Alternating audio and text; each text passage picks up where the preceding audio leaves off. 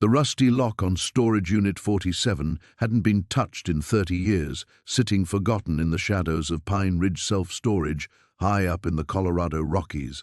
Martha and Frank Thompson thought they'd scored big when they won the abandoned unit for $50 at auction. Maybe some antique furniture to flip or old tools for Frank's workshop.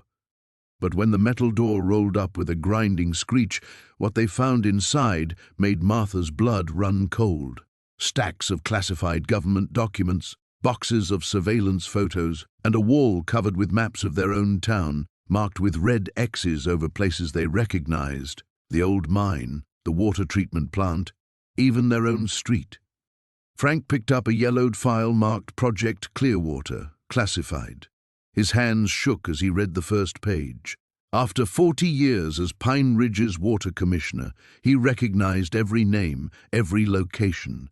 This wasn't just old paperwork. This was proof of something that was supposed to stay buried forever. Someone had been watching their town for decades. But who was watching them now? Martha stepped closer to the map-covered wall, her weathered fingers tracing the red marks. Each X was meticulously placed, some locations circled multiple times in different colored ink. The dates, scrawled in the margins, went back to 1974, the year she and Frank had first moved to Pine Ridge as newlyweds, drawn by the promise of clean mountain air and a simple life. "Frank," she whispered, her voice barely audible in the cramped storage space. "Look at this." She pointed to a photograph pinned beneath the map of their neighborhood. It showed their old house, the blue one they'd lived in for 15 years before moving to the cabin, but the photo was clearly taken decades ago. She could see Frank's old pickup truck in the driveway, the one he'd sold in 1989. Someone had been watching them since the beginning. Frank set down the file and moved to join her, his knees creaking with the movement. At 72, he'd thought his days of surprises were long over. His eyes swept across dozens of surveillance photos, residents going about their daily lives, unaware they were being documented. The grocery store clerk, the pastor from the Methodist church, even old Mrs. Henderson who died 5 years ago. "Jesus, Martha, this is surveillance equipment." He gestured to a corner where boxes contained what looked like listening devices and cameras. Military grade, by the look of it. Martha pulled out another box, this one filled with audio cassettes, each labeled with dates and names. Her hands trembled as she found one marked with Frank's name and a date from last year. Last year. This wasn't just historical documentation. Someone had been actively monitoring them recently. The mountain wind rattled the metal roof of the storage facility, and Martha jumped. Every shadow suddenly seemed threatening. She glanced toward the entrance, half expecting to see someone watching them discover these secrets. "We need to call the police," she said, but Frank was already shaking his head. "Look at this." He held up another document, this one bearing the official seal of the Department of Defense. Some of these files have Sheriff Morrison's signature on them. And look here, Mayor Davidson's name is all over these reports. Martha felt the blood drain from her face. If the local authorities were involved, who could they trust? Pine Ridge only had a population of 800 people. Everyone knew everyone. The idea that there had been a conspiracy operating under their noses for decades seemed impossible. Yet the evidence surrounded them. Frank picked up a manila envelope that had been sitting on top of a box. Inside were more recent photographs, printed on modern photo paper, their current house. Martha tending her garden last week, Frank at the hardware store buying supplies for their deck repair. "Someone's still active," he said grimly. "This operation, whatever it is, it's not over." Martha's mind raced through the implications. Why Pine Ridge? What made their tiny mountain town worthy of decades of surveillance? The old copper mine had been closed since the 1960s. The most exciting thing that happened in Pine Ridge was the annual Harvest Festival. Unless there was something else, something hidden. She moved to another section of the wall where geological surveys were pinned up. The papers were technical, filled with chemical formulas and soil composition reports. Many of the test sites corresponded to the red X's on the maps. "Frank, what if this isn't about the people at all? What if it's about the land itself? Before he could respond, they heard the sound of gravel crunching outside, a car engine, doors slamming. Frank quickly gathered up several of the most damning files while Martha stuffed photographs into her purse. They couldn't take everything, it would be too obvious, but they needed evidence. The footsteps were getting closer, multiple sets, moving with purpose toward their storage unit. Back exit, Frank whispered urgently.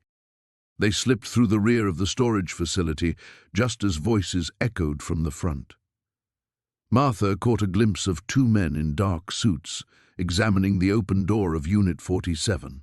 Their quiet retirement had just become very dangerous. Martha's hands trembled as she lifted the yellowed photograph from the manila envelope. The black and white image showed a group of men in suits standing outside what looked like the old Pineview mine, but the mountain backdrop was unmistakable. Their mountain, their town. Frank, look at this. She held the photo toward the bare bulb hanging from the storage unit ceiling. That's Mayor Caldwell, isn't it? But he looks so young. Frank squinted at the image, his weathered fingers adjusting his reading glasses. Can't be. Caldwell's only been mayor for 15 years, and this photo looks like it's from the 60s. He paused, studying the face more carefully. But I'll be damned if that isn't his father. Same weak chin, same beady eyes. Martha set the photograph aside and reached deeper into the envelope. Her fingers found a stack of documents bound with a deteriorating rubber band that snapped at her touch. The papers scattered across the concrete floor, and she knelt to gather them, her arthritic knees protesting. Geological surveys, she read aloud from the top document. Pineview Mining Consortium, 1967. She flipped through the pages, her frown deepening. Frank, these show mineral deposits, significant ones, gold, silver, even some rare earth elements. That's impossible. Frank abandoned his examination of the filing cabinet and crouched beside his wife.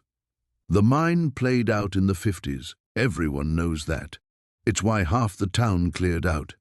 Martha's finger traced a line of text highlighted in faded yellow marker. Listen to this.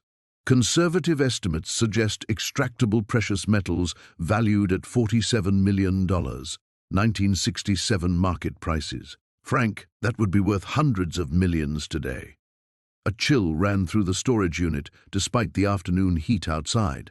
Frank took the papers from Martha's hands, his eyes scanning the technical jargon and figures. If this is real, if there really was this much wealth in that mine, then why did they shut it down? Martha finished his thought. She stood slowly, brushing dust from her knees. And why did someone want these documents hidden? Frank walked to the filing cabinet and pulled out another drawer. Inside, dozens of folders were arranged alphabetically by last name. He recognized many of them, families that had lived in Millbrook for generations. Martha, come look at this. She joined him at the cabinet, peering over his shoulder as he opened a file marked Harrison. Inside were property deeds, tax records, and what appeared to be contracts. These are buyout agreements, she whispered. The consortium was purchasing land all around the mine. Frank pulled out another file. Bennett family, same thing. Then another. The Kowalskis, too. His voice grew strained. Martha, this covers half the mountain. Someone was buying up everything around that mine. But buying it for what? Martha returned to the box and found another envelope, this one sealed with red wax that had cracked with age. Inside were letters written on official letterhead from companies she'd never heard of. Apex Development Corp., Mountain Resources Ltd., Caldwell Holdings. Caldwell Holdings, Frank repeated when she read the name aloud. Like father, like son. Martha unfolded one of the letters, dated October 15th, 1969. Dear Mr. Hendricks, she read, regarding our previous correspondence about the relocation initiative, we are prepared to offer the terms discussed. The families in question have been successfully relocated and the mining rights are now secure. Phase 2 can proceed as planned. Relocated? Frank's voice was barely above a whisper. What families? Martha continued reading. The unfortunate incident at the mine entrance has provided excellent cover for our operations. Official reports will cite structural instability and safety concerns. Public access to the area will be restricted indefinitely. The cave-in, Frank breathed. The cave-in that killed those 3 miners in '69. I was just a kid, but I remember my father talking about it. Said it was strange, the timing of it. Martha set the letter down carefully, as if it might explode. Frank, what if it wasn't an accident? What if they caused that cave-in to hide what they were really doing? Before Frank could answer, a shadow fell across the entrance to the storage unit. Both of them looked up to see a figure silhouetted against the bright afternoon sun. Martha's heart hammered in her chest as the figure stepped forward, revealing a tall man in an expensive suit that looked completely out of place at the dusty storage facility. "Excuse me," the man said, his voice smooth and cultured. "I couldn't help but notice you folks found something interesting in there." His smile didn't reach his eyes. "I represent certain parties who might be very interested in purchasing whatever you've found. For a fair price, of course." Martha instinctively moved closer to Frank, who stepped protectively in front of the scattered documents. "Just old junk," Frank said carefully. "Nothing anyone would want." The man's smile widened, revealing teeth too white to be natural. "Oh, I think you'd be surprised what people might want, Mr. Bishop, especially old junk with sentimental value." The drive home felt different somehow, as if the mountain air itself had grown thicker. Martha clutched the manila folder against her chest, while Frank navigated the winding road back to their cabin, his knuckles white against the steering wheel. Neither had spoken since leaving the storage facility, both lost in their own thoughts about what they'd discovered. Frank pulled into their gravel driveway just as the sun began its descent behind the pine-covered ridges. Their modest log cabin, which had felt like a peaceful refuge just hours earlier, now seemed vulnerable and exposed. Martha glanced toward the tree line, half expecting to see someone watching from the shadows. Inside, Frank immediately went to the windows, checking the locks and drawing the curtains. Martha spread the contents of the folder across their dining room table, her hands trembling slightly as she organized the documents into neat piles. "There has to be a logical explanation," Frank said, though his voice lacked conviction. He picked up one of the photographs, a black and white image of men in suits standing beside what appeared to be mining equipment. "Maybe it's just old business records. Nothing sinister." Martha held up a handwritten letter dated 1987. The letterhead read Clearwater Mining Consortium, and the signature at the bottom belonged to someone named James Hartwell. She read aloud, "The Henderson situation has been resolved permanently. Recommends similar action for the Peterson family if they continue their inquiries. The senator agrees this matter must remain buried." Frank sank into his chair. Henderson. That name's familiar. It should be. There's a Henderson Road just outside town, and I remember seeing a memorial marker there during one of our drives. Martha's voice grew quiet. "Didn't the plaque say something about a family that died in a car accident?" They stared at each other across the table, the implications hanging heavy between them. Frank reached for another document, a geological survey showing extensive mineral deposits beneath what was now the town's main residential area. Red X marks covered the map, with handwritten notes about extraction potential and relocation requirements. "My God," Martha whispered. "They were planning to displace the entire town." Frank found a list of names, some crossed out in red ink, others circled. The Peterson family was circled. So were the Andersons, the Mitchells, and a dozen other surnames that Martha recognized from the local cemetery's older headstones. "This can't be real," Frank muttered, but his protest sounded hollow even to his own ears. Too many details aligned, too many connections formed a disturbing pattern. Martha discovered a bank ledger showing payments to various officials, judges, sheriff's deputies, county commissioners. The amounts were substantial, and the notation column used codes that seemed designed to obscure the transaction's true nature. One entry caught her attention: a payment of $50,000 to Sheriff B. Morrison, with the notation Henderson Cleanup. "Frank, look at this." She showed him the ledger entry. "Wasn't Bill Morrison the sheriff here in the 80s? Frank nodded grimly. "Died of a heart attack in 89, real sudden, as I recall, left behind a widow and 3 kids. He paused, studying the document. "This suggests he was being paid to cover up murders made to look like accidents." The telephone rang, its shrill tone cutting through the evening quiet like a blade. Both of them froze, staring at the old rotary phone on the kitchen counter. It rang again, then again. "Should we answer it?" Martha whispered. Frank shook his head. "Not yet. Let's think this through first." But the phone continued ringing, persistent and demanding. After the 10th ring, it finally stopped, leaving an oppressive silence in its wake. Martha gathered the papers back into the folder. "We need to hide these somewhere safe. If these documents are authentic, they're evidence of conspiracy, murder, and corruption going back decades. Evidence that someone killed to protect once already," Frank added. He walked to the window and peered through a gap in the curtains. "The question is whether anyone knows we have them now." As if in answer to his concern, headlights swept across their front yard. A dark sedan pulled slowly past their driveway, its occupants invisible behind tinted windows. The car continued down the road, but something about its deliberate pace sent chills down Martha's spine. "That's not one of the neighbors," she said. Frank was already moving toward their bedroom. "Pack a bag, just essentials. You think we should leave?"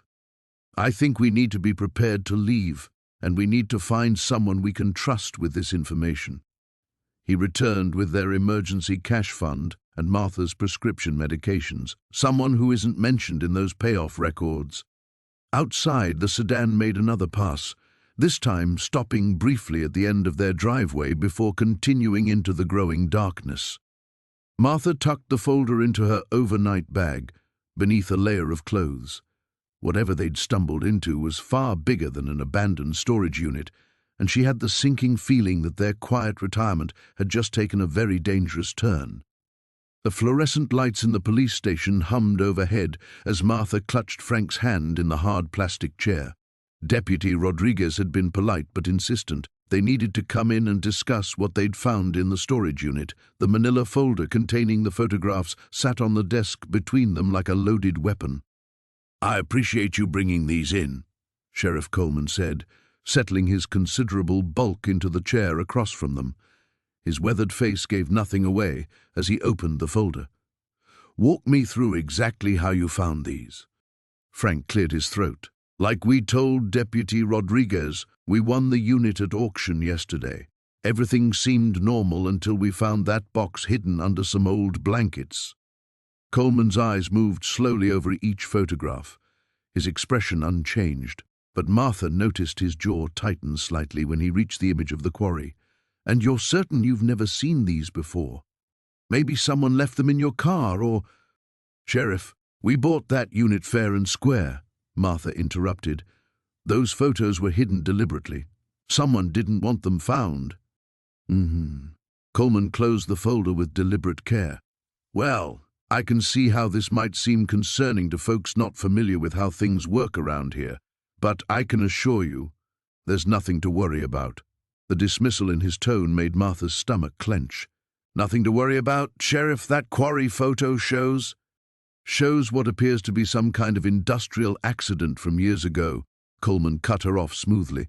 "We've had our share of workplace incidents at various sites around the county. Mining, logging, construction. It's dangerous work." Frank leaned forward. "What about the other photos? The meetings? The men in suits?" Coleman shrugged. "Business meetings? Development discussions. This county's seen a lot of growth over the years." He stood up, clearly signaling the conversation was over. "I'll hang on to these for now, run them through our files, see if anything jumps out. But I wouldn't lose sleep over it if I were you folks." Martha felt a chill that had nothing to do with the station's air conditioning. "You're keeping the photographs?" "Standard procedure for any potential evidence," Coleman said, but his smile didn't reach his eyes. "We'll be in touch if we need anything else." Outside the station, Martha grabbed Frank's arm before he could start the truck. "Did that feel wrong to you?"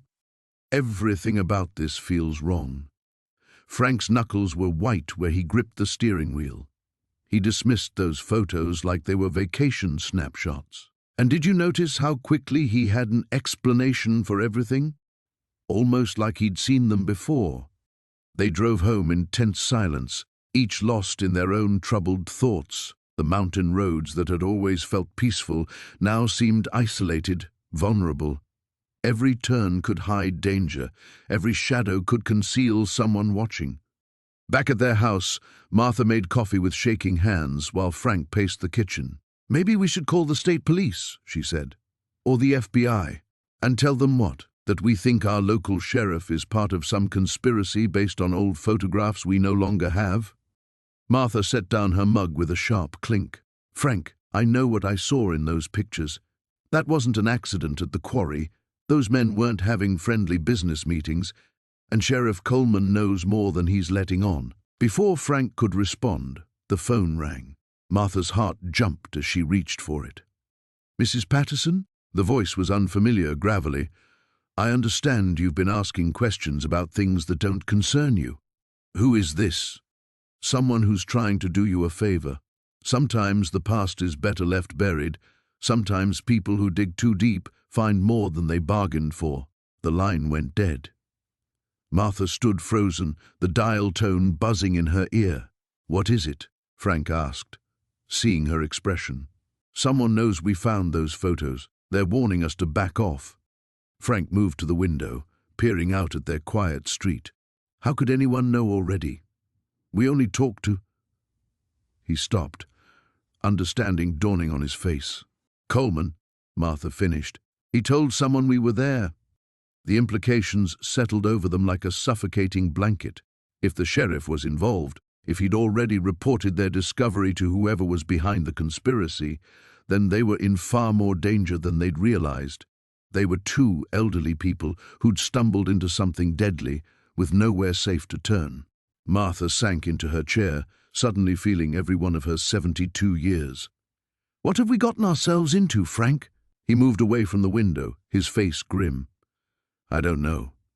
But I think we're about to find out whether we want to or not." Outside, a dark sedan cruised slowly past their house, its tinted windows revealing nothing of whoever sat inside, watching. The manila envelope felt heavier than it should have as Martha carried it to the kitchen table. Frank had already spread out the photographs they'd found earlier, arranging them in chronological order based on the dates scrawled on the backs. The black and white images told a story neither of them wanted to believe. "Look at this one again," Frank said, pointing to a photo of three men standing beside a black sedan. "That's definitely Mayor Hutchins, but he looks maybe 30 years younger." Martha squinted at the image. Harold Hutchins had been mayor of Pine Ridge for as long as anyone could remember, a fixture at every town festival and ribbon cutting.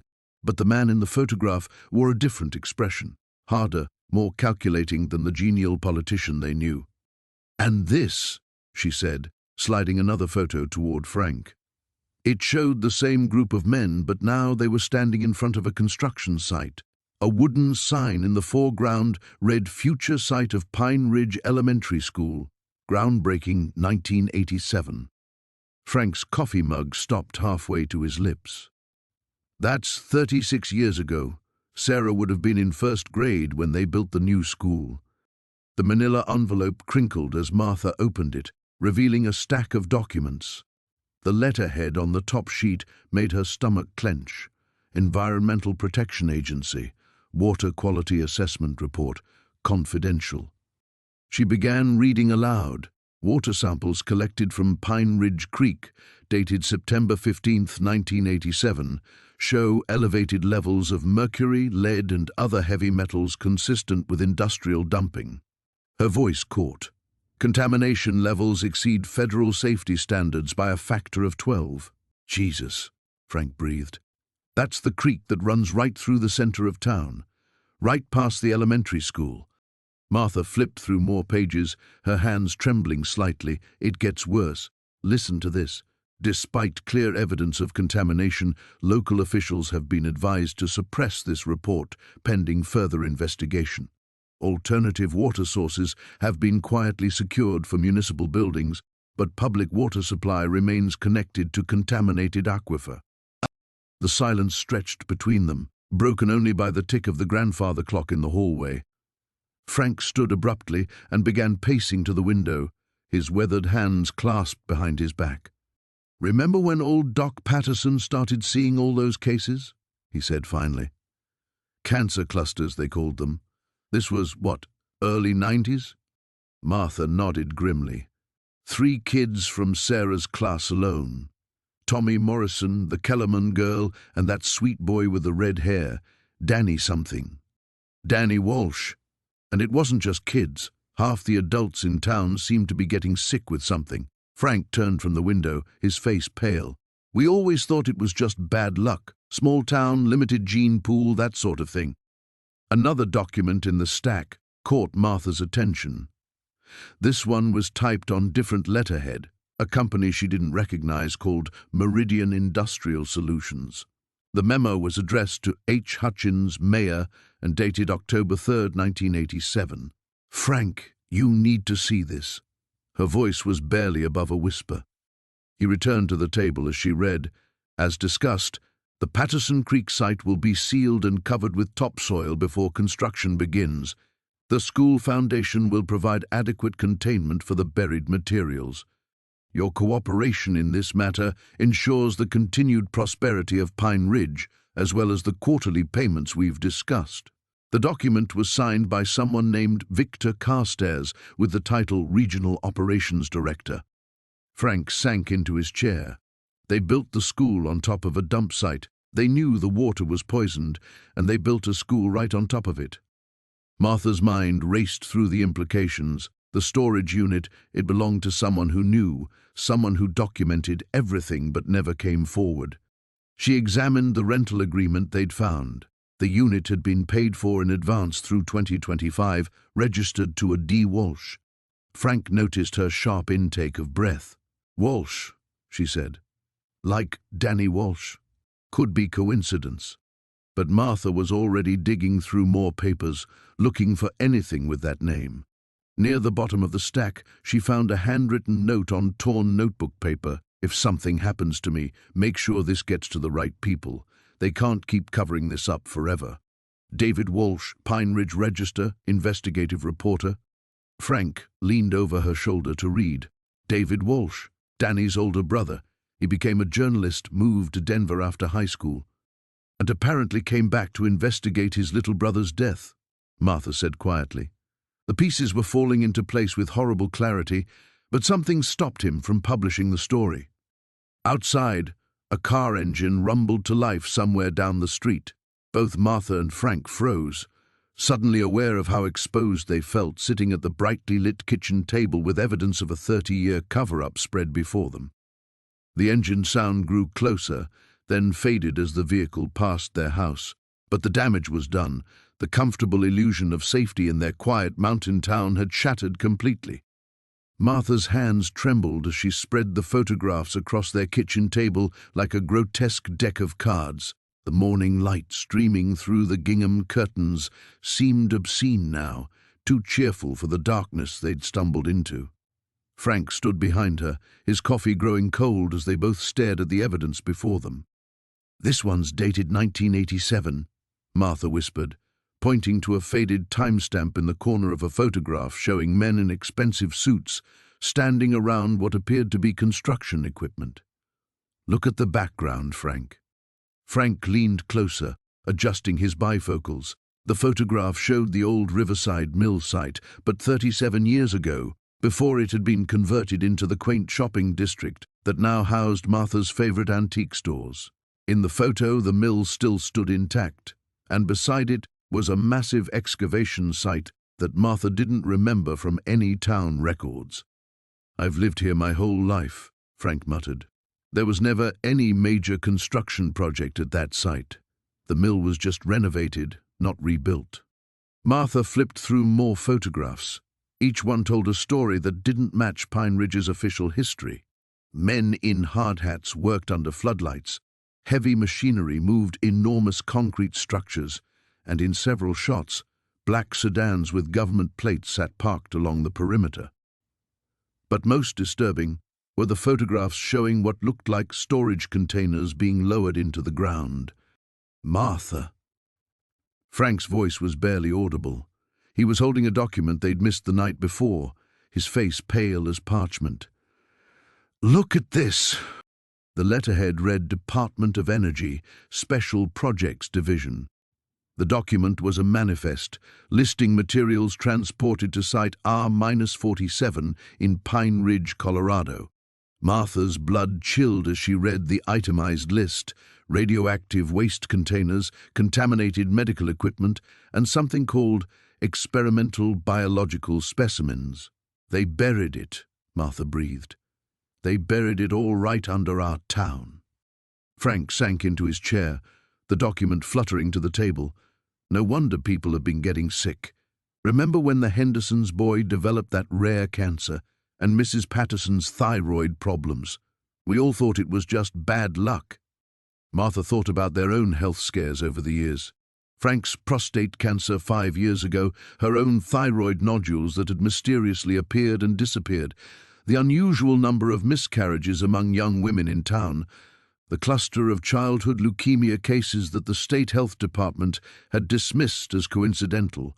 "We have to tell someone," Martha said, but even as the words left her mouth, she remembered the photographs of Sheriff Coleman shaking hands with the suited men. The timestamp showed 1989, just 2 years after the burial operation. Frank seemed to read her thoughts. "Who do we tell? Look at this." He pulled out another photograph showing Mayor Davidson's father, who had been mayor back then, cutting a ribbon at what the caption called a groundwater monitoring station. In the background, the same government sedans were parked discreetly behind the ceremony. Martha's phone rang, startling them both. The caller ID showed an unknown number, but something made her answer it anyway. "Mrs. Patterson?" The voice was young, female, and frightened. "This is Jenny Coleman, Sheriff Coleman's daughter. I think we need to talk." Martha's grip tightened on the phone. "Jenny, what about?" "I work at the county records office. Someone broke in last night and took files from the 1980s, specifically anything related to the mill renovation and the water quality reports from that time period. But they didn't know about the backup storage in the basement." Jenny paused, her voice dropping to a whisper. "Mrs. Patterson, there are things in those files, medical reports that were never released, water quality data that was classified, and a list of names." "What kind of list?" "People who asked too many questions back then. People who filed complaints about their well water or wanted to investigate the construction at the mill. Most of them moved away suddenly or," Jenny's voice broke, "or they died in accidents." Martha felt the room spinning. "Jenny, where are you calling from?" "A payphone outside Millfield. I'm scared to go home. My father's been getting strange calls all morning, and I saw 2 black SUVs parked outside our house. Mrs. Patterson, I think they know someone found something they shouldn't have." Martha looked at Frank, who was gathering the photographs with grim determination. Outside, a car engine idled too long in front of their house before slowly driving away. The sound sent ice through Martha's veins. "Jenny, listen carefully. Can you meet us somewhere safe? Somewhere public? The old cemetery behind St. Mary's Church. There's a maintenance shed that's usually unlocked." 1 hour. The line went dead. Martha looked at Frank, who was already moving toward their bedroom. "Pack light," he said grimly. "I don't think we're coming home tonight." The silence in their house felt different now, charged with an undercurrent of menace that made every creak of the old wooden floors sound like footsteps. Martha sat at the kitchen table, staring at the microfilm reader they purchased that afternoon from a photography shop in Asheville. The drive had taken 2 hours each way, but Frank insisted they couldn't buy it locally. "Too many questions," he'd said. Frank emerged from the basement, his face grim. "I moved everything to the old coal bin behind the furnace. If someone comes looking, they won't find it easily." Martha nodded, threading the first strip of microfilm into the reader with trembling fingers. The machine hummed to life, casting an eerie blue glow across the darkened kitchen. They'd drawn all the curtains and blinds, telling themselves it was just a precaution. "Start with 1987, Frank said, pulling up a chair beside her. "That's when the first property transfer happened according to those documents." The microfilm contained archived issues of the Cedar Ridge Gazette, their local newspaper that had folded 10 years ago when the last editor retired. Martha scrolled through months of mundane small-town news, church socials, high school basketball scores, complaints about potholes. Then she found it. "Frank, look at this." Her finger traced the headline on the screen, "Local Mining Survey Finds No Commercial Deposits." The article was brief, almost dismissive. A geological survey conducted by Pinnacle Mining Corporation had concluded that Cedar Ridge's mountains contain no economically viable mineral deposits. The survey had taken 6 months and cost the company nearly $500,000. "That's strange," Frank murmured. "If there was nothing here, why did they keep buying?" Martha scrolled forward, searching for more mentions of Pinnacle Mining. She found scattered references: a donation to the volunteer fire department, sponsorship of the annual Harvest Festival, a scholarship fund for graduating seniors, all presented as acts of corporate goodwill from a company that supposedly had no business interests in the area. They were maintaining a presence, Martha realized, staying visible, staying friendly, but not drawing attention to what they were really doing. The real story emerged piece by piece as they worked through the microfilm. Property transfers that seemed random but followed a pattern when viewed together. The mysterious deaths and disappearances they'd found in the storage unit began to align with specific dates when people had refused to sell their land. Frank got up to make coffee, his movements sharp with tension. "Remember Tom Hendricks? Used to run the auto shop?" "Of course. Poor man had that terrible accident." According to this timeline, his accident happened 3 days after Pinnacle made an offer on his property. Frank's voice was tight. An offer he turned down. Martha's stomach churned. Tom Hendricks had been crushed when a car fell off its jack. Everyone assumed it was just a tragic mistake, the kind of workplace accident that could happen to any mechanic. Now it felt sinister. She advanced the microfilm to 1994 and found the article that made her blood run cold. The headline read, "Local Teacher Missing After Hiking Trip." Below it was a photograph of a smiling young woman with dark hair and earnest eyes. "Rebecca Walsh," Martha whispered. "I remember her. She taught at the elementary school. They found her car at the trailhead, but never found her body." Frank leaned over her shoulder, studying the article. "Says here she was an environmental activist, organized protests against strip mining in neighboring counties. They kept searching and found more pieces of Rebecca's story scattered through subsequent issues. She had been asking questions about Pinnacle Mining's activities, attending town council meetings, filing requests for public records. The articles portrayed her as a dedicated teacher and concerned citizen. The last mention of her was a memorial service held 6 months after her disappearance. "She knew something," Frank said. "She figured out what they were really after." Martha ejected the microfilm cartridge with shaking hands. The blue glow of the reader died, plunging them back into the yellow light of the kitchen lamp. Outside, wind rattled the windows, and she found herself listening for sounds that didn't belong. Car engines, footsteps, voices. "Frank, what if they're still here? What if Pinnacle Mining is still operating? Under a different name, maybe. That's how these things work. Shell companies, subsidiaries, layers of corporate protection." Martha thought about their quiet mountain town, the same families living in the same houses for generations, the familiar faces at the post office and grocery store. How many of those faces belonged to people who knew the truth? How many were part of the conspiracy? "We need to contact someone," she said. "The FBI, the state police, somebody with authority." Frank was quiet for a long moment, staring out the kitchen window into the darkness. Who do we trust? How do we know how far this goes? The question hung between them like a poisonous cloud. 35 years of secrets, of carefully orchestrated deaths, of a conspiracy that had operated with impunity. Someone had been protecting Pinnacle Mining all this time. The silence in their living room felt heavy as lead. Martha stared at the photographs spread across their coffee table, each black and white image a window into something that should have stayed buried. Frank paced behind the couch, his footsteps creating a nervous rhythm on the hardwood floor.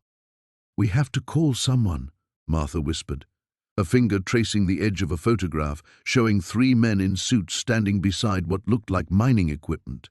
The FBI, the state police, someone who isn't connected to Pine Ridge. Frank stopped pacing. "And tell them what? That we found some old pictures in a storage unit? That we think our sheriff might be involved in something from 40 years ago?" Martha picked up another photograph, this one showing a younger version of Sheriff Coleman shaking hands with a man in an expensive-looking coat.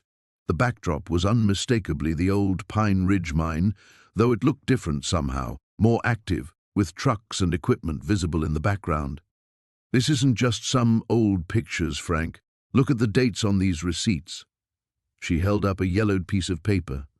Payments of $50,000 monthly for 15 years, all signed by someone with the initials R.C. "Robert Coleman," Frank muttered, finally settling into his armchair. "But payments for what?" Before Martha could answer, the phone rang. They both froze, staring at the device as if it might explode. After 4 rings, Martha reached for it with trembling fingers. "Hello? Mrs. Henderson? This is Deputy Sarah Mills. I hope I'm not calling too late." Martha's grip tightened on the receiver. "No, not at all. What can we do for you, Deputy?" "I wanted to follow up on your visit today. I've been thinking about what you said, about finding some documents. I was wondering if we could meet tomorrow to discuss them further." Martha glanced at Frank, who was shaking his head vigorously. We're still organizing everything. Perhaps in a few days?" There was a pause. "Mrs. Henderson, I think there might be some things about this town's history that you should know. Things that aren't common knowledge. Would you mind if I stopped by this evening? I'm off duty and I think it would be better to talk privately." Martha's mind raced. Was this a trap, or was Deputy Mills exactly what they needed? Someone inside the system who might help them?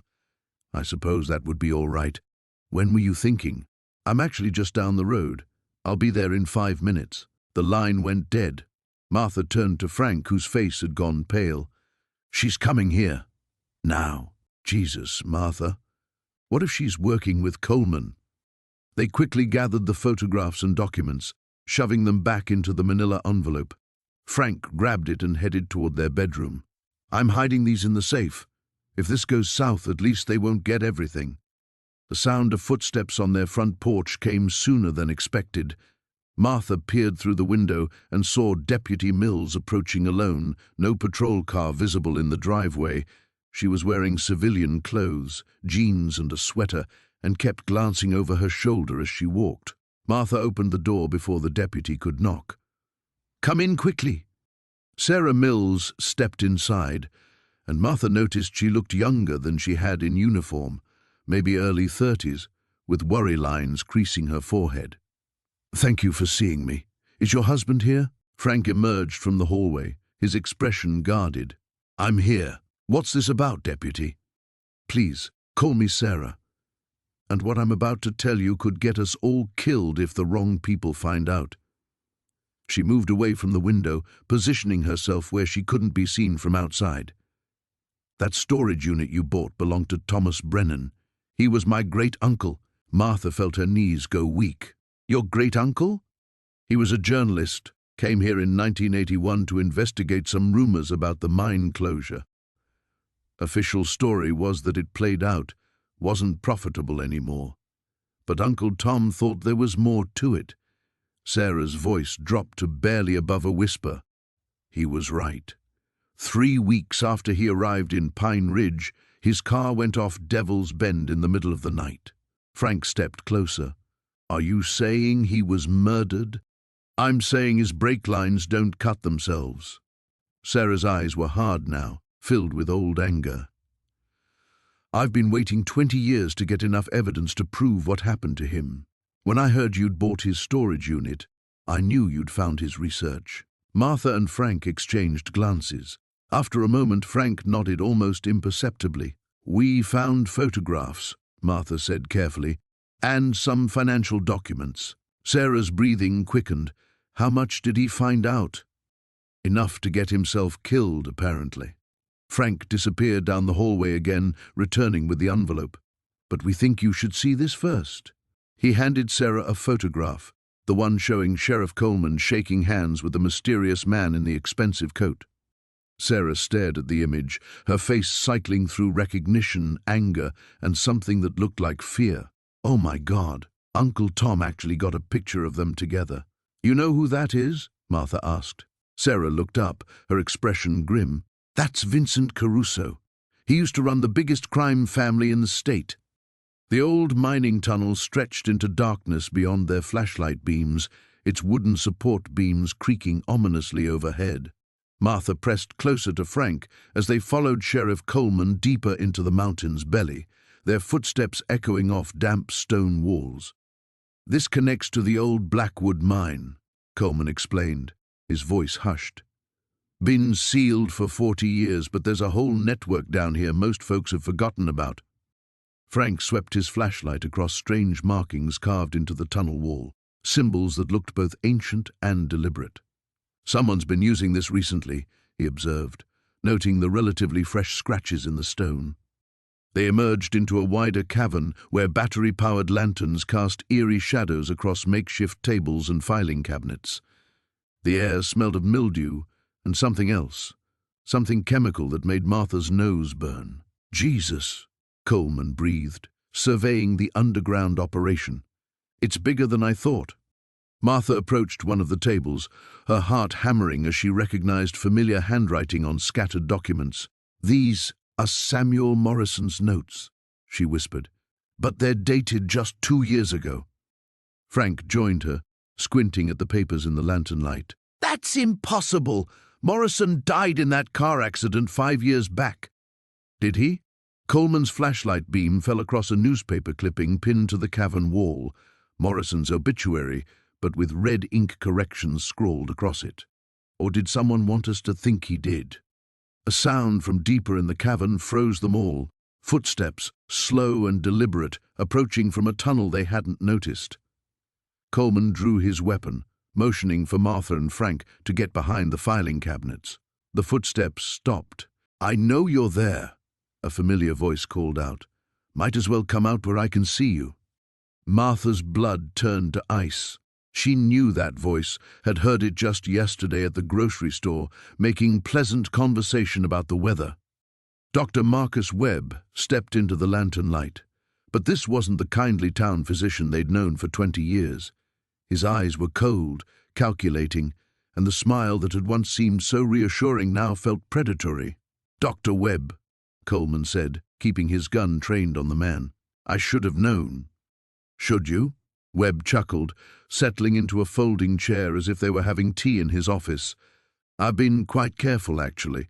Though I suppose Martha and Frank's little treasure hunt has complicated things. Martha found her voice. The medical records in the storage unit. You've been experimenting on people. Treating, Webb corrected. Though I suppose the distinction matters little to narrow minds. Do you have any idea what we've accomplished down here? What breakthroughs we've achieved? Frank noticed other figures emerging from the shadows, people he recognized from town, but their faces were blank, their movements unnaturally synchronized. Mrs. Patterson from the library, Tom Bradley who ran the hardware store, at least 6 others, all staring with the same empty expression. What did you do to them? Frank demanded. Webb's smile widened. We gave them purpose, peace. No more anxiety, no more depression, no more messy human emotions cluttering their judgment. They're perfectly functional members of society now. Coleman's hand trembled slightly on his weapon. This is insane, Marcus. These people have families, and they're better family members now. More reliable, more predictable. Webb gestured to his silent followers. We were going to expand the program gradually, you understand. A few patients here and there, people no one would miss. But then Samuel got cold feet. So you killed him, Martha said. Samuel killed himself with his conscience.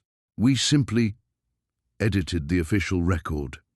Webb stood slowly, his followers moving with him in perfect synchronization. The real question now is what to do with you three. Coleman raised his gun higher. You're under arrest, Marcus. The controlled townspeople began advancing, and Martha realized with horror that among them was Jenny Patterson, the librarian's teenage daughter who'd been away at college for the past year. I wouldn't, Webb said calmly. Harm one of them and you'll have to explain to their families why you killed their loved ones. They're still themselves, you understand. Just improved. Frank grabbed Martha's hand, scanning for another exit. The controlled townspeople were forming a circle around them, cutting off escape routes with mechanical precision. There is another option, Webb continued conversationally. You could join our little community. The process is quite painless, really. You'd still be yourselves, just without all that troublesome free will. Martha caught sight of something behind Webb, another figure in the shadows, but this one moved differently, deliberately. She squeezed Frank's hand 3 times, their old signal. What guarantees do we have? She asked loudly, stalling for time. Webb laughed. My dear Martha, you're hardly in a position to negotiate.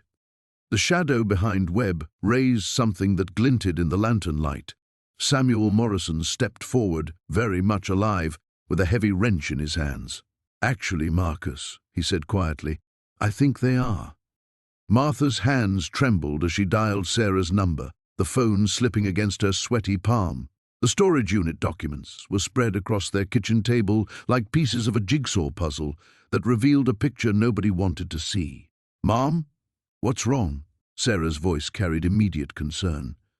Honey, I need you to listen carefully. Don't go home tonight. Stay at David's or get a hotel room, but don't go to your apartment. What are you talking about? Mom, you're scaring me. Frank appeared in the doorway, his face grim. He'd been checking the windows and doors, making sure they were locked tight. Tell her about the photos, he whispered. Martha closed her eyes.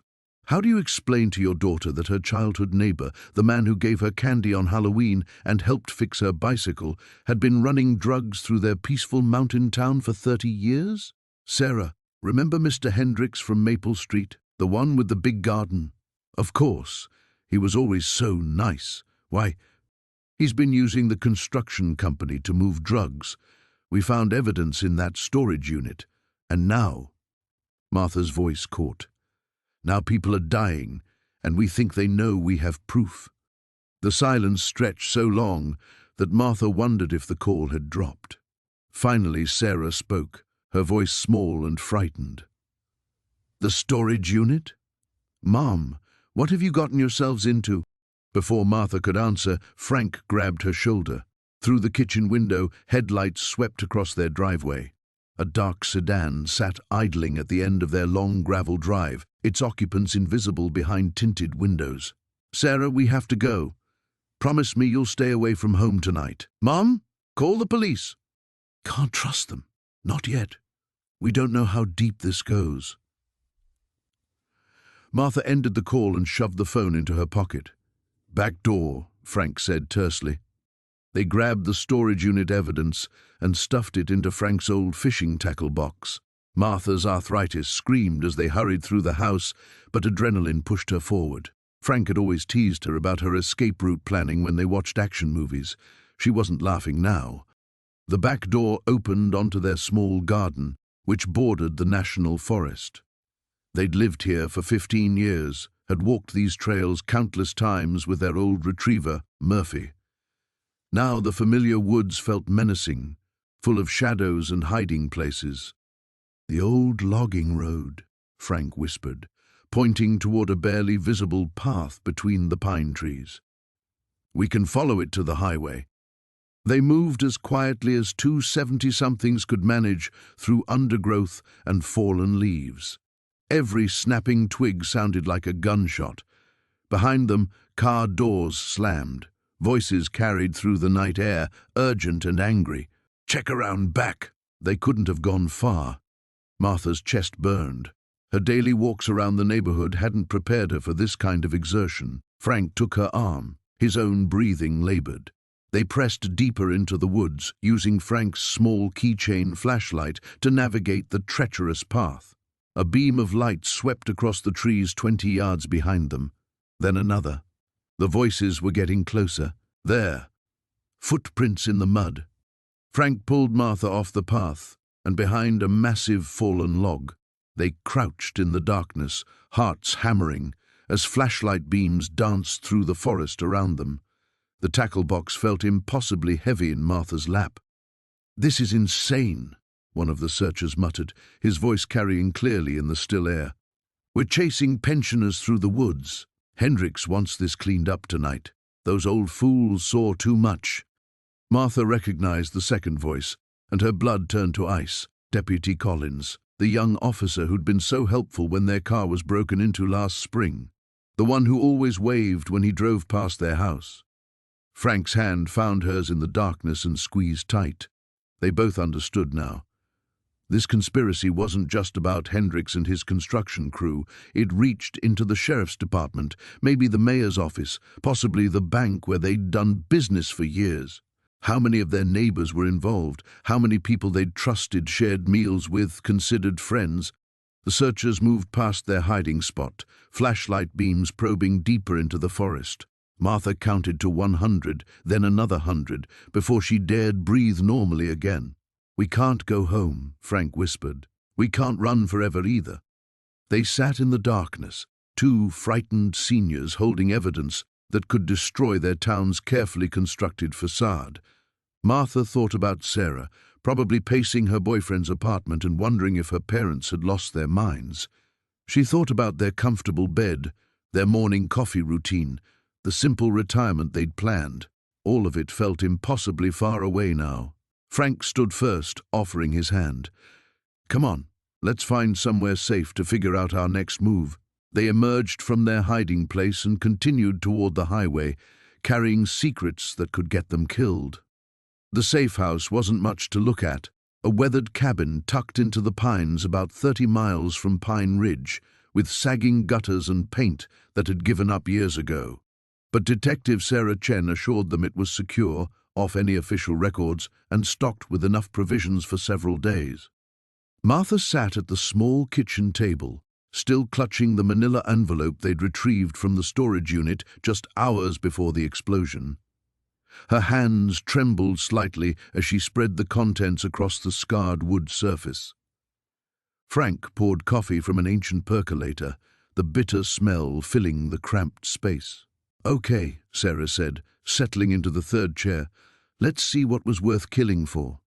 The first document made Martha's blood run cold.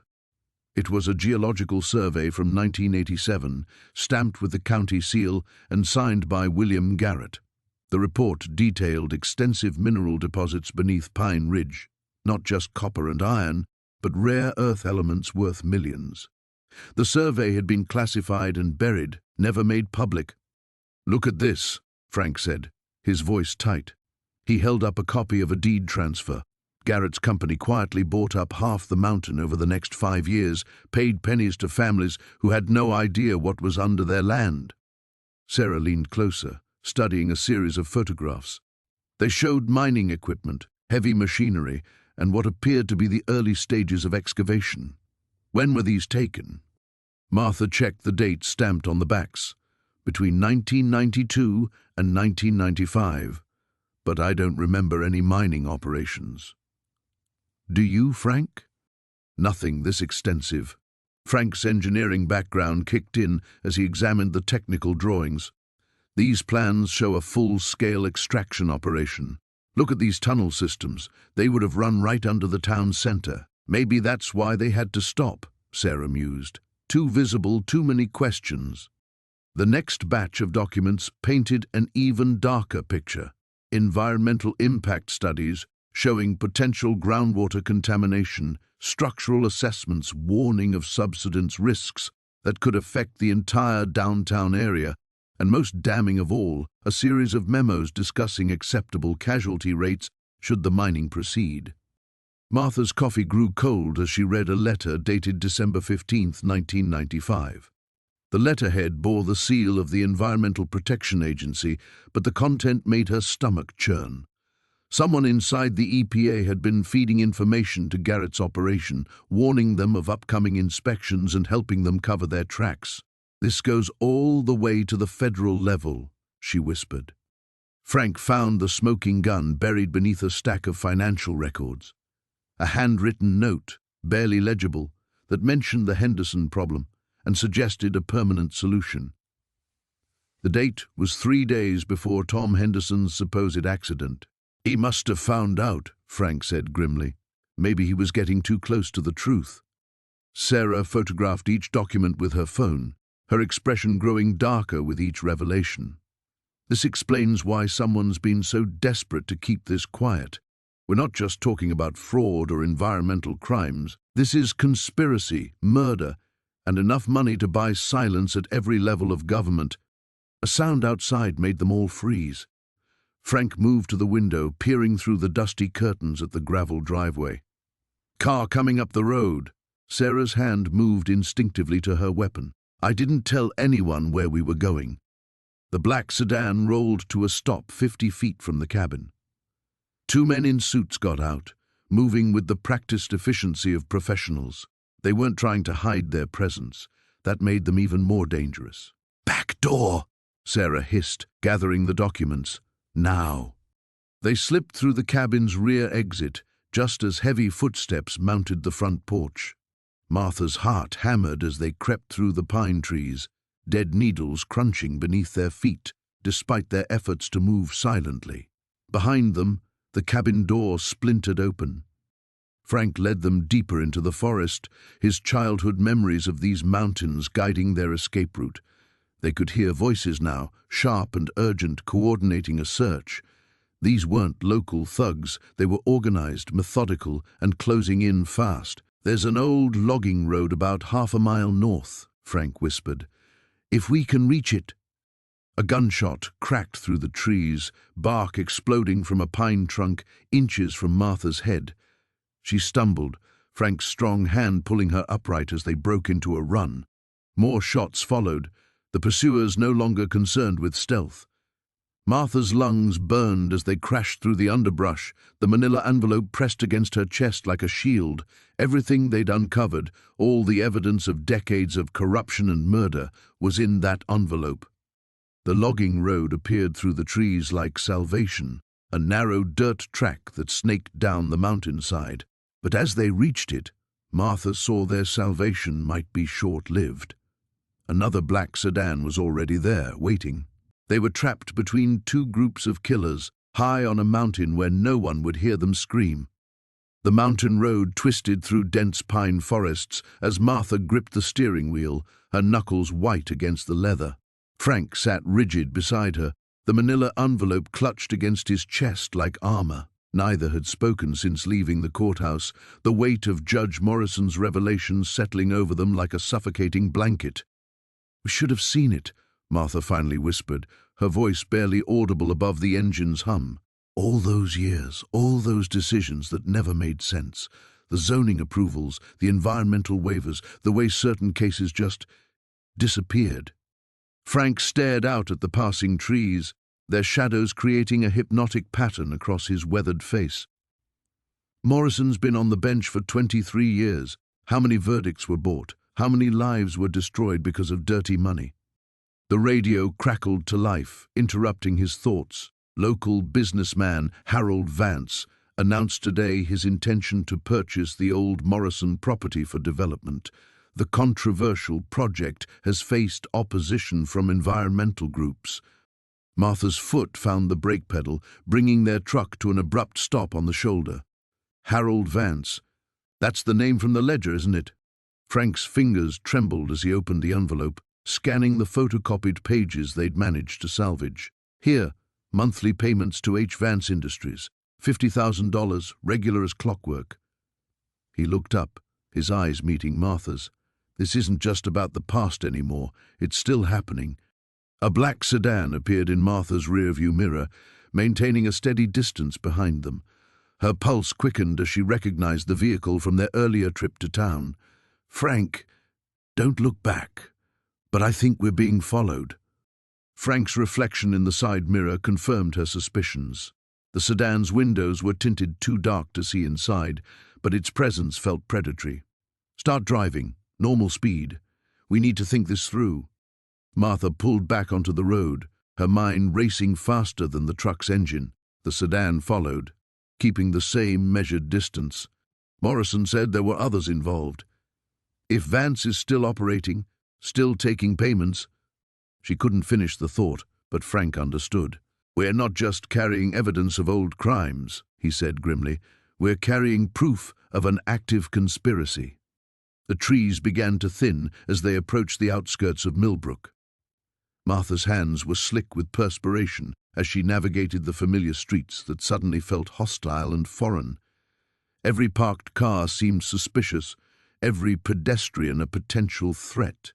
"The police station," Frank suggested, but his voice lacked conviction. "Sheriff Bradley's been decent to us." "Has he?" Martha's question hung in the air like smoke. "Or has he just been watching us, waiting to see what we'd uncover?" The black sedan turned when they turned, stopped when they stopped at a traffic light. Martha could feel eyes boring into the back of her skull, though she couldn't see through the dark glass. There, Frank pointed to a small diner ahead. Public place, lots of witnesses. Martha pulled into the parking lot, choosing a spot near the front entrance where their truck would be visible from inside. The sedan drove past without stopping, but she caught a glimpse of the driver, a man in dark glasses with a communications device pressed to his ear. Inside the diner, they chose a corner booth with a clear view of both the parking lot and the back exit.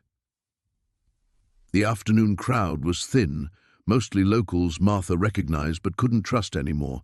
The conspiracy had infected her perception like a virus, making enemies of neighbors and strangers of friends. "We need allies," Frank said, keeping his voice low as a waitress approached. They ordered coffee and pie, maintaining the pretense of a normal afternoon outing. "Who can we trust?" Martha stirred her coffee absently. Morrison's compromised, possibly Bradley, definitely Vance. The town council, the mayor, any of them could be involved. Frank pulled out his cell phone, staring at the screen. "What about that reporter? Sarah Chen from the county paper. She's been investigating environmental issues around here." "Environmental issues connected to Vance Industries?" "Could be." Morrison mentioned environmental waivers. If Vance has been paying for favorable treatment— A new thought struck Martha like a physical blow. "Frank, the storage unit. Someone wanted us to find those documents. This whole thing, the auction, winning the bid for $50 when nobody else was interested. What if it wasn't coincidence?" Frank's coffee cup paused halfway to his lips. "You think someone planted those documents for us to find? Or for someone to find? Maybe we weren't the intended discoverers, just the unlucky ones who got there first." Through the window, Martha spotted the black sedan parked across the street. Two men in suits now stood beside it, their attention focused on the diner.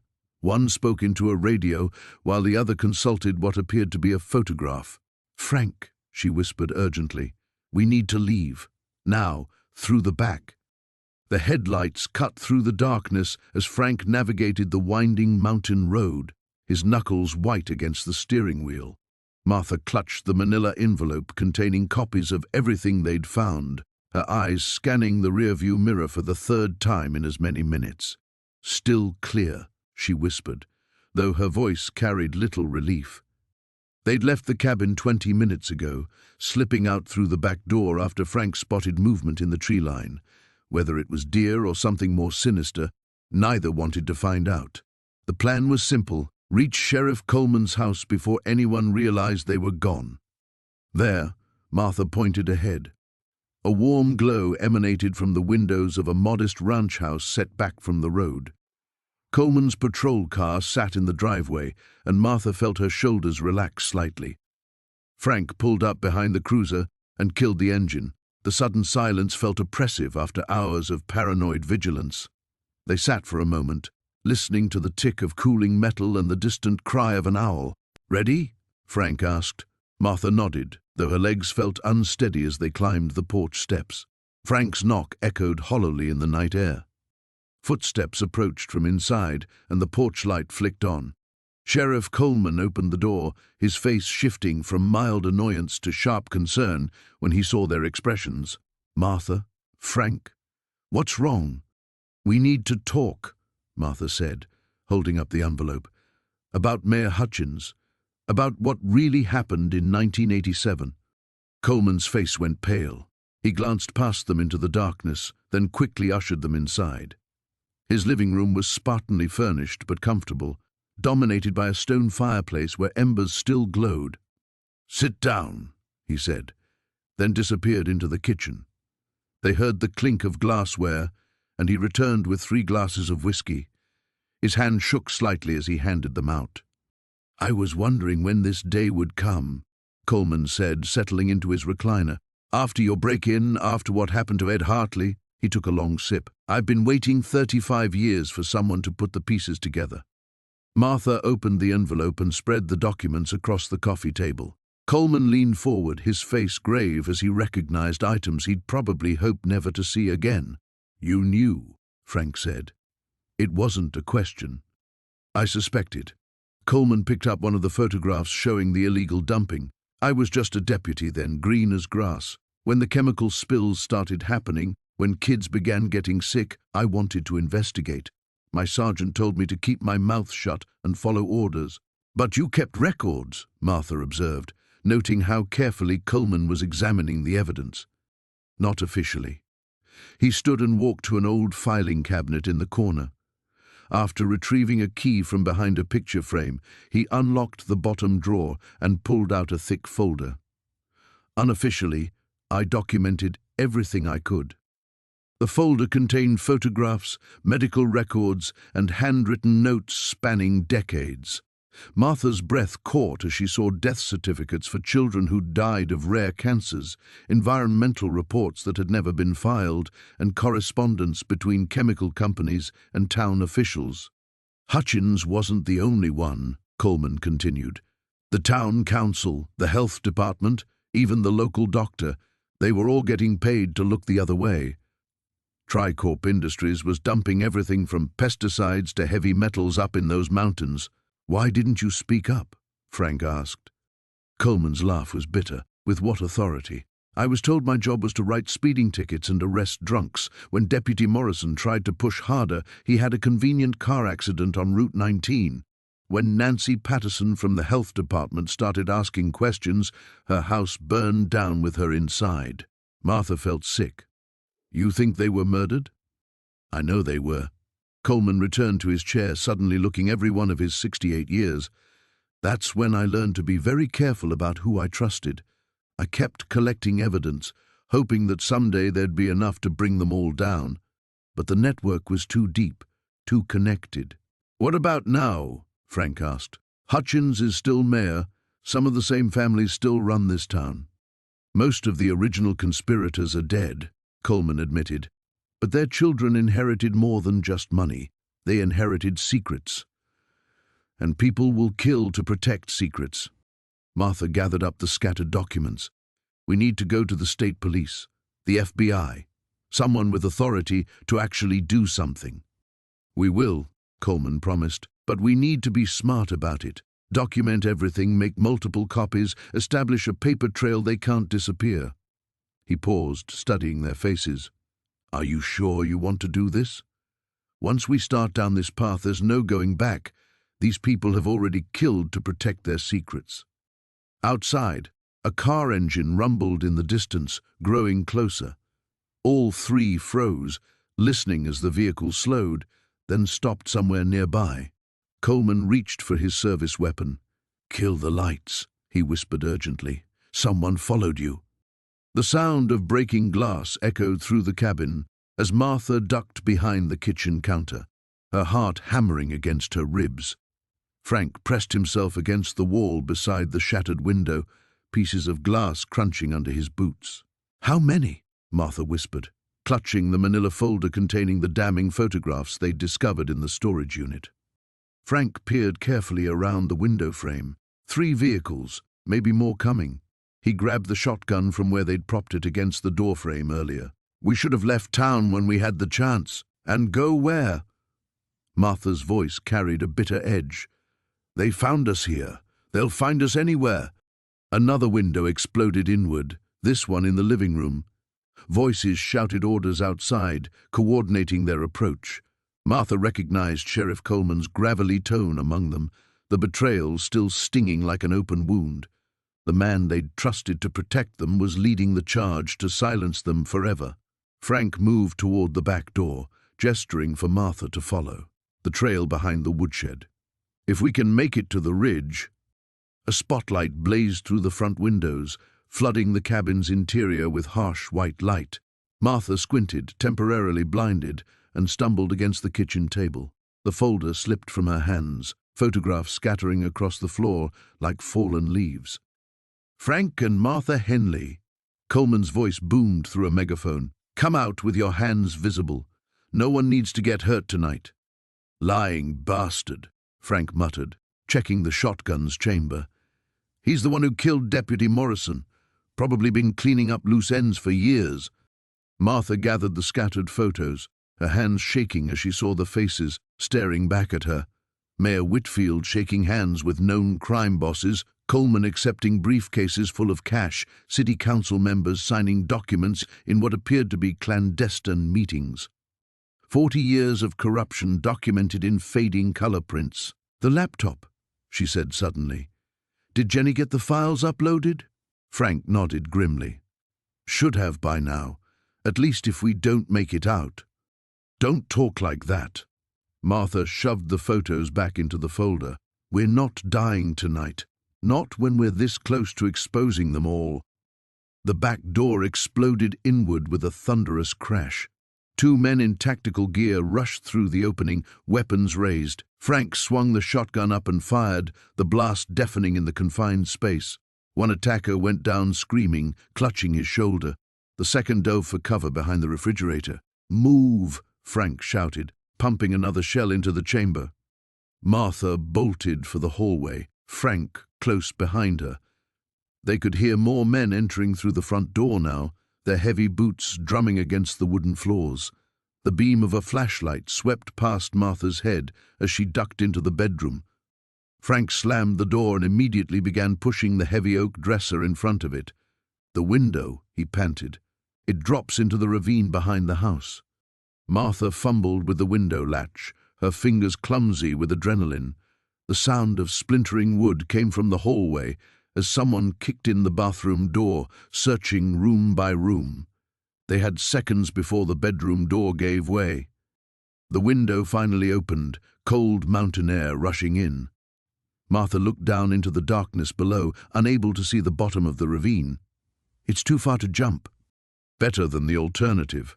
Frank grabbed the bedsheets and began knotting them together with practiced efficiency. 40 years of Boy Scout training better pay off now. The bedroom door shuddered under repeated impacts. The dresser scraped across the floor, moving inch by inch despite Frank's efforts to brace it. Martha tied one end of the makeshift rope to the bed frame, while Frank secured the shotgun across his back with a leather strap. "Ladies first," he said, helping her out the window. Martha gripped the sheets, her 68-year-old arms protesting as she lowered herself into the darkness. The fabric felt thin and unreliable in her hands, but she forced herself to keep moving. Below, she could hear the rushing sound of the creek that ran through the ravine's bottom. The bedroom door finally gave way with a tremendous crash. Shouts filled the room above as Martha dropped the final few feet, landing hard in the rocky stream bed. Her ankle twisted painfully, but she bit back a cry and rolled away from the window. Frank dropped down beside her moments later, the impact driving him to his knees. Above them, flashlight beams stabbed down into the ravine like angry eyes. "There!" someone yelled. "They're in the creek bed." Frank hauled Martha to her feet, supporting her weight as they splashed downstream through the icy water. Behind them, the first gunshots began echoing off the ravine walls, muzzle flashes lighting up the night like deadly fireflies. They had escaped the cabin, but they were far from safe. The silence in the Willowbrook Police Department stretched like a taut wire as Martha stared across the scarred metal table at Detective Morrison. Frank sat rigid beside her, his weathered hands clasped so tightly his knuckles had gone white. The fluorescent lights hummed overhead, casting harsh shadows that made everyone look older, more tired. "Start from the beginning," Morrison said, clicking his pen. "Everything you found in that storage unit." Martha glanced at Frank, who gave an almost imperceptible nod. They'd agreed on this. Full disclosure, everything laid bare. The weight of keeping secrets had nearly gotten them killed. "Photographs," Martha began, her voice steadier than she felt. "Dozens of them. Some were of the mine entrance, others showed men in suits standing around what looked like excavation equipment. There were also documents, contracts, payment records, correspondence between someone named Vincent Carver and various mining companies." Morrison's pen stopped moving. "Vincent Carver? You know the name?" The detective leaned back, running a hand through his graying hair. Vincent Carver was a federal mining inspector in the 70s and 80s, supposedly committed suicide in 1987, drove his car off Eagles Point. But there were always questions. Frank shifted forward. What kind of questions? The timing, mainly. He'd been investigating irregularities in several local mining operations, including some that belonged to the Blackwood family. Then suddenly he's found dead, and all his investigation files mysteriously disappeared from the federal office. Martha felt pieces clicking into place like a jigsaw puzzle, revealing its hidden picture. The storage unit belonged to him. That's why Tom Henley was so desperate to find it. "Tom Henley?" Morrison's eyebrows shot up. "The contractor?" "Former contractor," Frank corrected grimly. "He's been working for Richard Blackwood, trying to recover evidence that could implicate them both in whatever happened 35 years ago." Morrison set down his pen and studied them both carefully. "Are you telling me Tom Henley tried to hurt you?" The question hung in the air like smoke. Martha touched her throat unconsciously, remembering the feeling of Henley's hands around her neck in their own living room. "He broke into our house, threatened us. When we wouldn't tell him where the storage unit contents were, he—" She trailed off, unable to finish. "He what, Martha?" Frank's jaw tightened. "He tried to strangle my wife. Would have killed us both if we hadn't gotten lucky." Morrison was writing rapidly now, his expression darkening with each word. "Where is Tom Henley now?" "We don't know," Martha admitted. "After Frank hit him with a poker, he ran. We came straight here. And Richard Blackwood?" Frank and Martha exchanged another look. This was the part they'd debated most intensely during their drive to the police station. Richard Blackwood owned half the town, employed a quarter of its residents, and had his fingers in every significant business venture for 50 miles. Accusing him of murder and cover-up wasn't something you did lightly in Willowbrook. "The evidence suggests he was involved in covering up Vincent Carver's death," Martha said carefully. "There were cancelled checks, meeting notes, references to cleaning up loose ends. It painted a picture of conspiracy and murder." Morrison nodded slowly. "Where is this evidence now?" Frank pulled out his phone. "Photographed everything before we left it with my brother in Denver. Figured multiple copies in multiple locations was the smart play."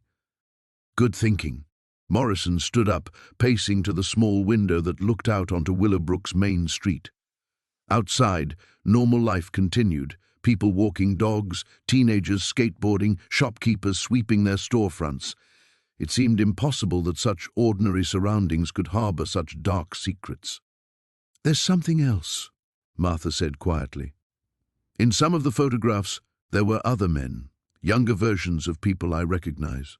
Mayor Davidson's father, Chief Williams' predecessor. This wasn't just Richard Blackwood. This was a whole network." Morrison turned back to them, his face grave. "You realize what you're alleging? That the power structure of this entire town has been built on murder and cover-up?" "We realize it," Frank said firmly. "The question is, what are you going to do about it?"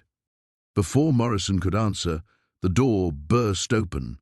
A young officer Martha didn't recognize stuck his head in, his face flushed with urgency. "Detective, we've got a situation. Richard Blackwood just showed up downstairs demanding to speak with the Hendersons. He's got his lawyer with him, and he's making a lot of noise about false accusations and harassment." Morrison's expression didn't change, but Martha caught the slight tightening around his eyes. "Tell Mr. Blackwood he'll have to wait. We're conducting an interview." The officer hesitated. "Sir, he's threatening to call the state police. Says you don't have jurisdiction to investigate him." A chill ran down Martha's spine. If Richard Blackwood was here, making threats and throwing his weight around, it meant he knew they'd talked, which meant someone had told him. Morrison must have reached the same conclusion. His hand moved instinctively toward his service weapon as he looked at Martha and Frank with new urgency. "We need to get you somewhere safe," he said quietly. "Right now." The headlights swept across the narrow mountain road as Frank pressed harder on the accelerator, Martha clutching the passenger door handle with white knuckles. Behind them, another set of lights followed relentlessly, growing closer with each sharp turn. There, Martha pointed ahead to a break in the trees. "The old logging road. Take it." Frank yanked the wheel right, their sedan lurching onto the dirt path barely wide enough for one vehicle. Branches scraped against the windows as they bounced through potholes filled with yesterday's rain. The pursuing car hesitated at the turnoff, buying them precious seconds. "How much further to the ranger station?" Frank asked through gritted teeth. 2 miles, maybe 3. Martha fumbled with her phone, still no signal. The storage unit's contents, now scattered across their back seat, rattled with each bump. Photos, documents, and the damning evidence that revealed Mayor Hendricks' father had orchestrated the mine collapse of 1987, covering up safety violations that killed 14 men. The families had never known the truth, believing it was just another tragic accident in the dangerous world of coal mining. A sharp crack echoed through the forest, followed by the distinctive whine of a bullet ricocheting off a tree trunk just ahead. "They're shooting at us!" Martha gasped. Frank swerved left, then right, using the winding path to make them a harder target. The headlights behind them had found the logging road now, and whoever was driving knew these mountains as well as they did. "Frank, look out!" A fallen pine blocked half the road ahead. Frank jerked the wheel hard left, feeling the right tires slip off the edge before finding purchase again. Their sedan scraped along the massive trunk, paint peeling away in metallic shrieks. Behind them, the pursuing vehicle, a black pickup truck Frank now saw in his rearview mirror, had no trouble navigating around the obstacle. It was gaining ground fast. "The bridge is just ahead," Martha said, spotting the weathered wooden structure that crossed Copper Creek. "If we can make it across—" Another gunshot, this one shattering their rear window. Glass rained down on the evidence boxes, glittering in the dashboard lights like deadly snow. Frank floored the accelerator as they approached the bridge. The old timbers groaned under their weight, but held. As soon as they reached the other side, Martha was pointing to the left. "Cut the lights and turn here. There's an old mining road that loops back toward town." Frank killed the headlights and took the turn blind, praying they wouldn't hit a tree or drive off a cliff. Behind them, the pickup's driver faced the same choice: follow into darkness or lose them completely. They chose to follow.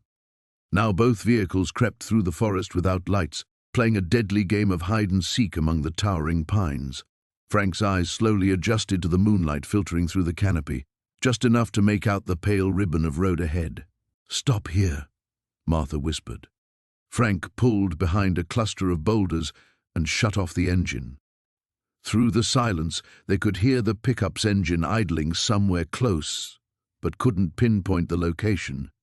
Martha carefully gathered the most crucial documents, the safety reports that had been falsified, the payoff records showing who had been bought, the correspondence between Mayor Hendricks' father and the mining company executives. She stuffed them inside her jacket. "If something happens to me," she breathed into Frank's ear, "get these to Sarah Chen at the state attorney's office. She's the only one we can trust." Frank squeezed her hand. "Nothing's going to happen. We're getting out of this together." A twig snapped in the darkness nearby. Then another. Someone was moving through the trees on foot, trying to flank them. Frank gestured toward a deer trail he could barely make out leading up the mountainside. They eased their doors open, cringing at every small sound, and slipped into the forest. Behind them, flashlight beams began sweeping the area where their car was hidden. Voices carried through the night air. At least 2 people, maybe 3. Frank recognized one voice that made his blood run cold, Deputy Martinez, the mayor's nephew. They climbed steadily upward, Martha's breathing becoming labored in the thin mountain air. Frank's legs burned with each step, but adrenaline kept them moving. Below, the searchers had found their abandoned car. Spread out, Martinez's voice echoed up the slope. "They're on foot now. Can't have gotten far." Martha stumbled, catching herself against a tree trunk. When she looked up, Frank saw something that gave him hope for the first time all night. Through the trees ahead, a warm yellow glow cut through the darkness. The ranger station's radio tower blinked red against the star-filled sky. They were almost there, almost safe. But as they took their first steps towards salvation, the beam of a powerful flashlight found them, freezing them like deer in headlights. "Going somewhere?" Deputy Martinez stepped out from behind a massive oak, his service weapon drawn, and pointed directly at Martha's chest. The morning mist clung to Pine Ridge like a shroud as Martha and Frank made their way through the back streets toward the old mining office. Every shadow seemed to harbor danger. Every sound made them flinch. The evidence from the storage unit, photographs, documents, ledgers, was safely hidden in 3 different locations around town, but the weight of what they'd discovered pressed down on them like the mountain itself. "There," Frank whispered, pointing to a narrow alley between 2 abandoned buildings. Sarah said to meet behind the assay office. They slipped through the gap, their footsteps muffled by decades of fallen leaves. The rear of the mining office was overgrown with blackberry vines, the wooden steps sagging with rot. Sarah Chen emerged from the shadows like a ghost, her usually pristine appearance disheveled, dark circles under her eyes. "Thank God you came," she breathed. "We don't have much time." Mayor Holbrook called an emergency town council meeting for this afternoon. They're going to vote to sell the entire mountainside to Titan Industries. Martha's blood chilled. "They can't do that. People live here. They can, and they will, unless we stop them." Sarah pulled out a thick manila folder. "I've been digging all night. The contamination is worse than we thought. The original mining operation poisoned the groundwater for miles. Instead of cleaning it up, they've been covering it up for 40 years. Frank studied the documents Sarah spread across an old crate. "Jesus Christ, look at these water quality reports. The arsenic levels are 20 times the safe limit," Sarah finished. "And it's not just arsenic. Mercury, lead, cadmium, the whole periodic table of death. Half the town is probably sick and doesn't even know it yet." Martha thought of her neighbors, the children who played in Willow Creek, the families who'd lived here for generations trusting that their water was safe. "We have to expose this, today, before they can push through that vote." "That's where you come in," Sarah said. "The storage unit evidence you found, it's the smoking gun, those photographs of the original contamination, the payoff records, the falsified EPA reports. It connects everything, but I need you to present it." "Us?" Frank shook his head. "We're not public speakers, we're just—" "You're citizens," Sarah interrupted firmly, "and right now, you're the only ones they won't suspect. If I walk into that meeting with this evidence, they'll claim it's politically motivated, that I'm just trying to block development. But you two, you're the honest retirees who stumbled onto the truth. People will listen to you." A distant rumble made them all freeze.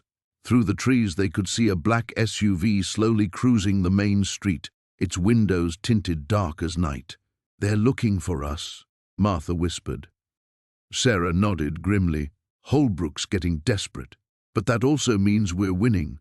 They wouldn't be this panicked if they thought they could contain this quietly." "What about Sheriff Reynolds?" Frank asked. "Can we trust him?" "I don't know," Sarah admitted. "His name isn't in any of the documents we've found, but that doesn't mean he's clean. The corruption runs deep, Frank, 40 years deep." They spent the next hour planning their strategy. Sarah would alert what media she could reach, the county newspaper, maybe a regional TV station. Martha and Frank would attend the town meeting and present the evidence during public comment period. It wasn't much of a plan, but it was their only shot. As they prepared to leave, Sarah grabbed Martha's arm. "Be careful. These people have killed to keep this secret. Don't underestimate what they'll do to protect themselves." The black SUV was gone when they emerged from the alley, but Martha felt eyes watching from every window, every doorway. They walked home separately, taking different routes, clutching the copies of evidence that would either save their town or sign their death warrants. Back at their house, Frank paced the living room like a caged animal while Martha organized their presentation. The afternoon stretched endlessly before them, each minute feeling like an hour. At 2 o'clock, Martha's phone rang. "Don't go to that meeting," a distorted voice said. "Drop this now, or you'll end up like the others." The line went dead. Frank looked at her questioningly. "Wrong number," Martha lied, her hands trembling as she set the phone down. But she made her decision in that moment. Threats or no threats, they were seeing this through. Too many people had suffered in silence. Too many secrets had festered in the darkness. She checked her watch. 3:30. The meeting started at 4. "Ready?" she asked Frank, who was straightening his tie with shaking hands. He nodded, though his face was pale. "Ready as I'll ever be." They gathered their evidence, locked the house, and headed toward Town Hall, where the future of Pine Ridge, and possibly their lives, would be decided in the next few hours. The first rays of dawn crept through the kitchen window as Martha poured coffee into 2 mismatched mugs. Her hands trembled slightly, not from age, but from the lingering adrenaline of the past week. Frank sat at their scratched wooden table, a manila envelope spread before him containing copies of every document they'd found in that cursed storage unit. "Hard to believe it's over," she said, settling beside him. Frank's weathered fingers traced the edge of a photograph showing the Pine Ridge Mining Company's executive board from 1987. 3 of the 5 men were now dead, 2 from the explosion that had rocked the mountainside 3 days ago, and 1 from a heart attack upon learning the FBI had reopened the case.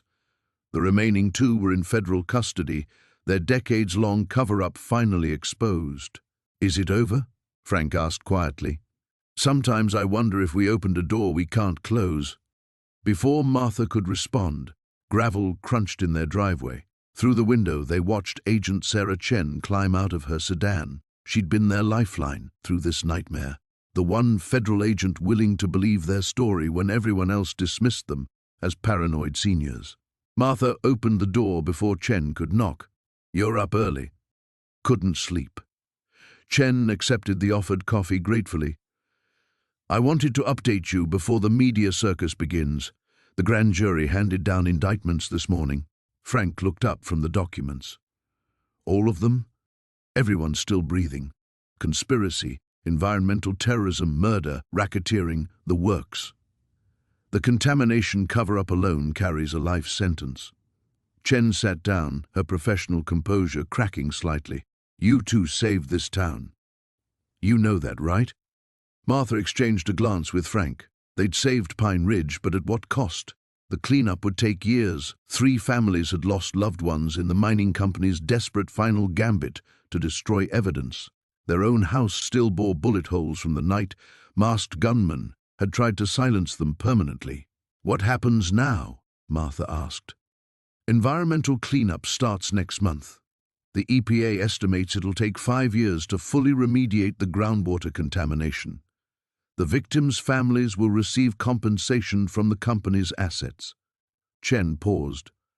"There's something else. The Justice Department wants to offer you both positions as consultants. Your investigative instincts are remarkable." Frank chuckled, a sound devoid of humor. "We're 73 years old. We just wanted some cheap furniture." "That $50 storage unit changed everything," Chen said.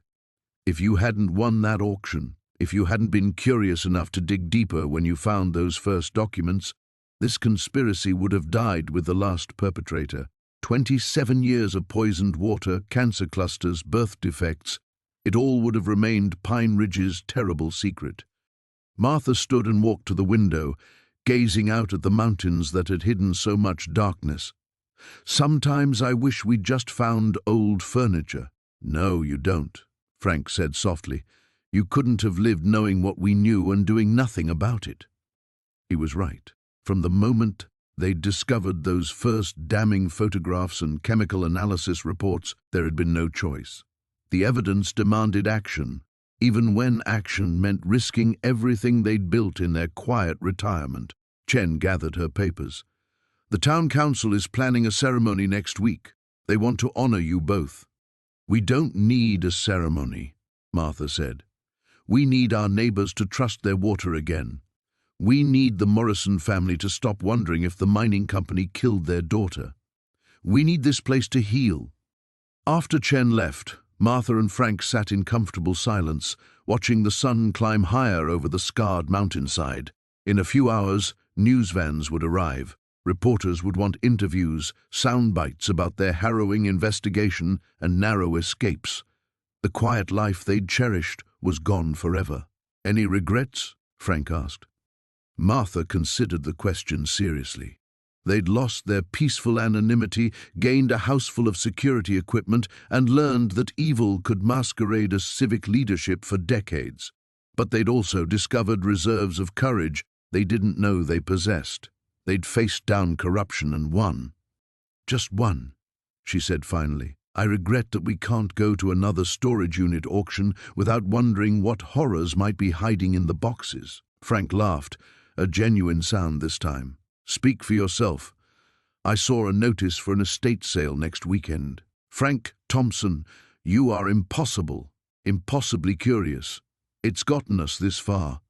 Outside their window, Pine Ridge was waking up to its first morning in nearly 3 decades free from the shadow of conspiracy.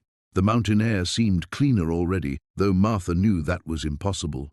Real change would take time, but for the first time since opening that storage unit, she felt something approaching peace. The nightmare was over. The healing could begin.